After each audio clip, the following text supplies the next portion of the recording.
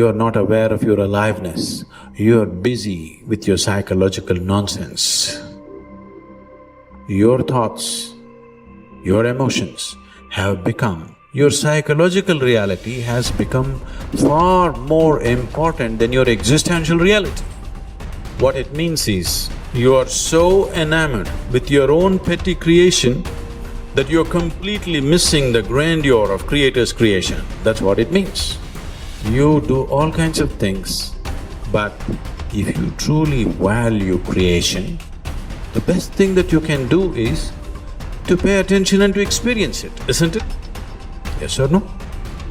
Most people are waiting for their life to change. Yes. So they can feel gratitude, to feel abundance, to feel whole. That's the old model of cause and effect, So if you're living with emptiness, you're living with lack, you're living with pain, most people have been conditioned that something out there has to take away this emptiness or feeling inside of them. But if you believe that you're creating your life and you're living by lack, well, lack isn't going to create abundance, right? So then it makes sense then that you don't really actually create wealth, you generate wealth, you generate abundance. So the moment you start teaching your body emotionally what that future is going to feel like before it's made manifest, well, your body, as the unconscious mind, believes it's living in that future in the present moment.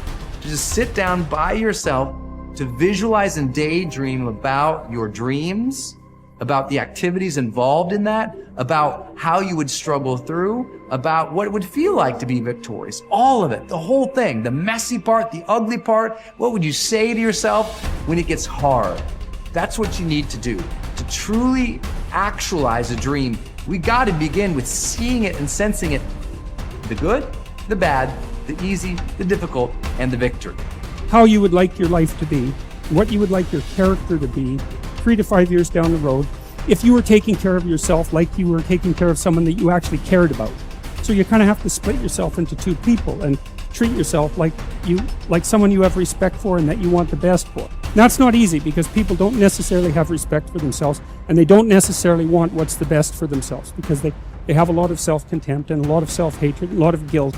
I think you have an obligation, it's one of the highest moral obligations, to treat yourself as if you're a creature of value. You got to start with that belief in your mind. I've got this. I can do this. I can conquer this. I can pass this exam. I can get elected for the position that I'm going for. I can create abundance in my life. These are the thoughts that you have to have in your mind in order to become successful. So what is it time for you to feel? What is it time for you to create? What do you need to do more or less of in order to get the results that you want? You have the power to become someone that even the deepest part of you trusts, someone you trust to succeed. Become the person that you know you can be. Stand up for your future, for your power, and for you to be something full of the worth that is in you. So most of us came up with our labels based on how we behaved. But really smart people can do stupid things. Really nice people can be mean. Mean people can be nice. And so if you judge yourself too soon, and most people's identity, their labels for themselves, who they think they are, has been based on their past and often many years ago. And so they don't update it. So the metaphor I'd give for identity is like, it's your comfort zone. It's not your goals. So if you took a temperature in the room and said 68 degrees is my comfort zone, physically, emotionally, financially, I want more in my relationship, I want more physically, energy-wise, I want more financially in my career, but this is what I'm used to. And so what happens? People stay in their comfort zone for the most part, and then let's say something happens and you dip. You're a 68 degreer, that's your mentality, and you drop down to 62, 61, 60, somewhere around 60 or 59, the heaters kick on and go, whoa, whoa, whoa. You're a 68 degreer, what the hell are you doing? We've all experienced that. All of a sudden you go, I'm not gonna live like this anymore. I'm not gonna be in this relationship. I'm not gonna be fat like this. Boom, and you get this drive and you start to change.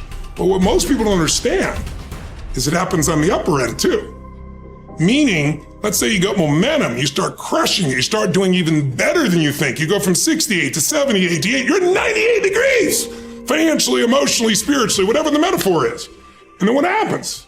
You're going to say, hey, your brain goes, who the hell do you think you are? You're not a 98 degree here, right? Get back to 68. And if nothing else, the heaters stop, you lose your drive, and that'll drift you back. And not enough, the air conditioner can kick on, and you start to kind of sabotage yourself till you get back to your comfort zone. So unless you expand your identity, change is temporary. It's like when someone says to me, I've stopped smoking, it's been 8 days. And I go, why are you counting? And I say, why are you counting? So you can tell people how long you lasted this time? Like if I went to somebody and I said to you, hey, Louis, you want a cigarette? You're not gonna say, what brand is it? You're gonna go, no, Right. I'm not a smoker. Notice how people, I'm not one of those. That's not my identity.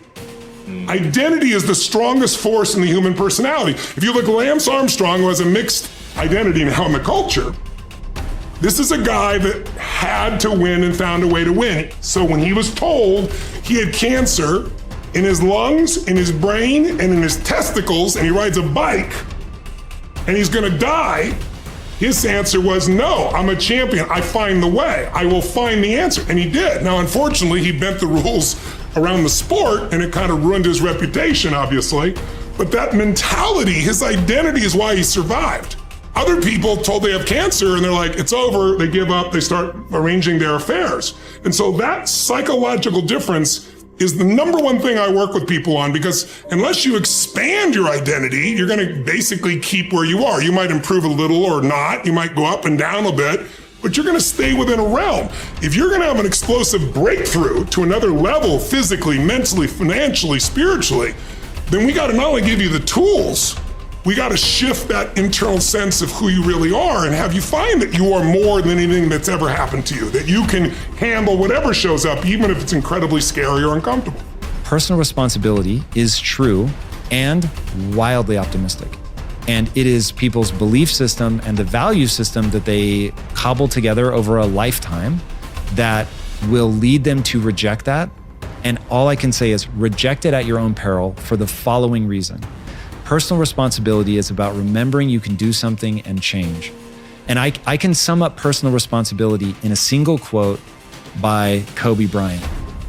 Boos don't block dunks. That's personal responsibility. You can get so good at something that no matter how much people hate you, the best athletes in the world were paid millions of dollars and trained to stop Kobe Bryant from scoring. And yet he scored 81 points in a single game. So you can get so good no matter how much people hate you, no matter how much they're training and trying to defeat you. They can't. And that is the most exciting thing in the world to me. That, wait, you're saying that I can get so good at something that at least the vast majority of humanity can't stop me? There will always, of course, unfortunately, I don't yet believe that I am Kobe Bryant in anything that I care about. So, but that I can get better than the vast majority of humanity at something by dedicating my time and energy to that thing. That is so cool. That is so liberating. It's changed my life. It's given me hope. It got me up off the floor. It in every possible way, it has changed my life. It is the thing that I rely on when I'm feeling my most anxious. I'm like, I can get better at this. A word. And then I remember, that's right. Like if I put time and energy into this, I can get better. So it's okay if I'm actually not good at this. You have only to keep in mind the experiences you wish to meet in order to control your own future. Shakespeare expresses the same thought in another way. Assume a virtue if you have it not. Look the part, dress the part, act the part. Be successful in your own thoughts first. In other words, fake it till you make it. Basically, when it comes to personality traits, there is no difference between possessing them and pretending to have them. Dr. Carl Simonton said that mind, body, and emotions are a unitary system. I affect one and you affect the others. This means that you can pretend to be confident or courageous, and the cocktail of chemicals inside your body for those attributes will be created, and you will indeed feel confidence or courageous. Pretending you have a character trait such as confidence is not the same as pretending you can scale mountains or play the tuba. Those particular skills must be learned. Characteristics such as courage, confidence, and enthusiasm are created in the mind by the pictures you create, though. Acting as if sets a positive expectation. We believe something to be true and then act in a way that brings that assumption about. This can be a positive or negative force. The effect of self-fulfilling prophecies has been demonstrated by objective scientific experiments. In one study at the start of the 1968 school year, Dr. R. Rosenthal gave a non-verbal intelligence test to 18 classrooms of elementary school students in a Californian public school district. 20% of the students, selected randomly, not on test score, were then identified as intellectual bloomers, and their teachers were told they could expect to see remarkable intellectual gains in the coming year. The only difference between these students and the other 80 was the expectations created in the teachers' minds. When both groups were retested 8 months later, the bloomers had gained in IQ points over the other group.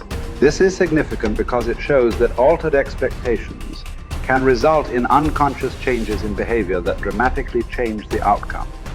In another study during the 1970s, 152 cancer patients were assessed based on their expectation and attitude about their treatment, and then each was monitored for 18 months. The results clearly indicated those with a positive expectation about the treatment got the best result. It follows, therefore, that your chances of success in anything in life are greatly improved by positive expectations. Man is like the wireless operator. Man is subject to miscellaneous wrong through currents if his mind is not in tune with the infinite, or if he is not keyed up to higher vibrations than those of negation. If you want a quality, act as if you already had it.